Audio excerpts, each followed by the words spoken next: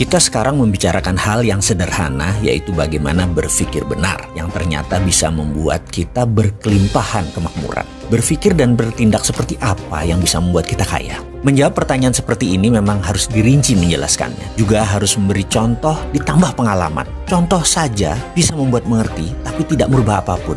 Konsiusnya tok yang pinter, tapi tetap incompetence, tidak berkemampuan. Sungguh, di dunia ini yang paling penting adalah kompetensi atau kemampuan. Tapi nggak apa-apa, sudah maju sedikit kok. Dari unconscious menjadi conscious. Dari belum tahu menjadi tahu. Seperti kaum akademisi dunia kampus yang terus jadi pejabat negara gitu deh. Banyak yang tahu, tapi kalau praktek kompetensinya jauh. Buktinya seperti ekonomi Indonesia saat ini deh, nggak usah dibahas. Panjang itu kalau dibahas. Kita kembali ke kompetensi. Menjadi conscious dan competence itu poin diskusi kali ini. Menjadi competence berkemampuan untuk kemakmuran. Itu salah satunya. Yang kedua adalah berkemampuan untuk bernegara. Itu juga penting. Kita mulai dari berkemampuan, kemakmuran terlebih dahulu. Tugas pertama kita adalah bagaimana prosperity conscious atau software kaya itu dipasang di dalam pikiran kita. Gampang itu. Caranya yaitu kita ubah pengetahuan consciousness tadi menjadi berbentuk objek. Kita harus mampu membuat isi kepala sahabat semua terpasang objek tersebut agar lebih visual. Kita beri ilustrasi sebelum kita masuk ke topik bagaimana memasukkan prosperity conscious ke dalam pikiran. Sebagai contoh dulu ya, misalnya seseorang perokok. Baik, saya ini tidak mengatakan bahwa merokok itu buruk. Saya selalu mengatakan merokok itu baik, tapi tidak merokok itu lebih baik. Jadi teman, perokok tadi ingin berhenti merokok atau quit smoking. Bagaimana caranya? Karena dia sudah melakukan apapun tapi tetap tidak bisa berhenti. Dia sampai stres karena banyak menggunakan cara-cara atau melakukan hal-hal yang tidak cepat untuk menyelesaikan masalah rokoknya. Maka apa yang kita lakukan? Maka kita sebagai orang yang diminta untuk menghilangkan kebiasaannya merokok adalah harus mengubah objeknya dulu. Mengubah database di otaknya. Sekarang objek dalam pikirannya, merokok itu menyenangkan, nikmat rasanya, dan hal-hal positif lainnya, perasaan dia. Maka kita mengubahnya dengan memberi dia objek baru. Jadi contohnya kita duduk di depannya, kita bawa 2 slov rokok, favoritnya 24 bungkus, lalu kita duduk bersamanya. Dia disuruh merokok. Setiap batang habis kita nyalakan lagi ya, batang habis nyalakan lagi, terus aja. Begitu masuk bungkus kelima, dadanya mulai sesak. Dan apa yang harus kita lakukan? Paksa dia merokok terus selama 6 jam ke depan. Sampai 1 slov, 2 slov itu habis, tanpa jeda. Matanya pedih, dia bisa menangis, dadanya sesak, sebel, dan segala rasa buruk masuk ke dalam dirinya dengan pengalaman baru tadi. Dan kita nggak boleh peduli, mau dia apapun kita harus sadis, kita harus sontoloyo, kita harus kejam sampai dia nggak bisa nafas, sampai sesak, entah dibungkus keberapa. Di saat itulah proses ubah objek tadi berhenti.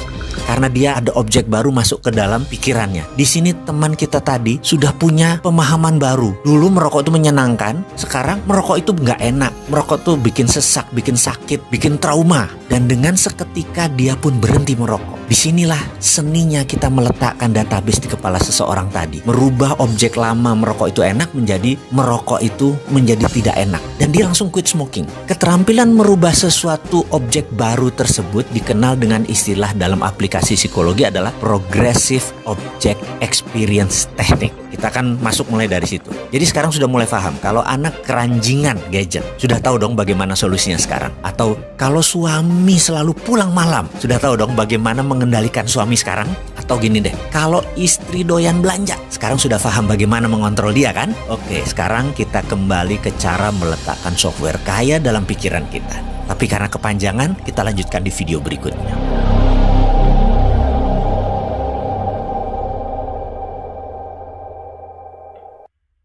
Kita semua pasti pernah mengetahui apa itu kompetensi. Kompetensi adalah kemampuan dan keterampilan seseorang dalam bidang tertentu. Pada setiap bidangnya, kompetensi kita selaku individu itu berbeda-beda. Dan sebagaimana kita ketahui, level kompetensi tersebut pun ada 4 macam, 4 tingkatan atau 4 strata. 4 tingkat kompetensi yang saya maksud kali ini adalah kompetensi yang digabungkan dengan tingkat kesadaran. Dan mengapa kita membahas harus ada kesadarannya atau awareness-nya? Karena consciousness, kesadaranlah awal dari perubahan.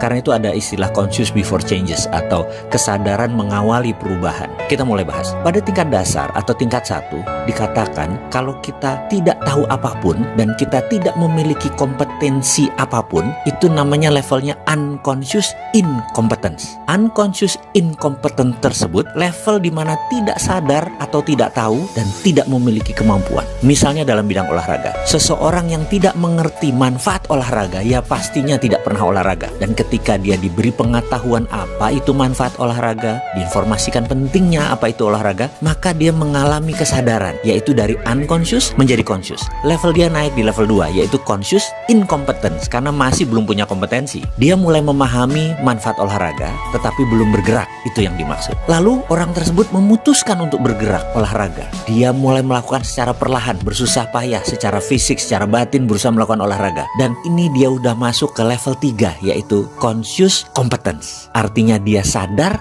dan berkemampuan. Lalu dia paksakan terus berolahraga. Lalu dia masukkan setiap hari, tiada hari tanpa olahraga. Dia mulai gelisah jika tidak berolahraga. Tubuhnya mulai tidak enak jika tidak berolahraga. Bicaranya pun setiap hari tentang olahraga. Apa yang matanya lihat kalau lagi jalan semua berhubungan dengan olahraga. Pikirannya selalu mendahulukan olahraga. Matanya dia berbinar-binar jika bicara dengan komunitas yang suka olahraga. Makan, berjalan, selalu menyempatkan olahraga dalam pikirannya atau dalam tindakannya. Maka dia sudah mencapai kompetensi yang tertinggi, yaitu level 4 yang disebut unconscious competence. Kemampuan Anda sudah berada di subsistem paling dalam. Kompetensi Anda sudah di atas rata-rata. Teruskanlah mengulang tersebut agar menjadi master. Ada sebuah catatan penting, yaitu memasukkan keterampilan kompetensi ke bawah sadar adalah seni tersendiri. Karena begini, level 1, 2, 3 itu bisa instan. Namun level 4 perlu dorongan tersendiri, perlu tenaga push. Bisa self push dari dalam diri kita, bisa tekanan dari luar. Dan itu penting.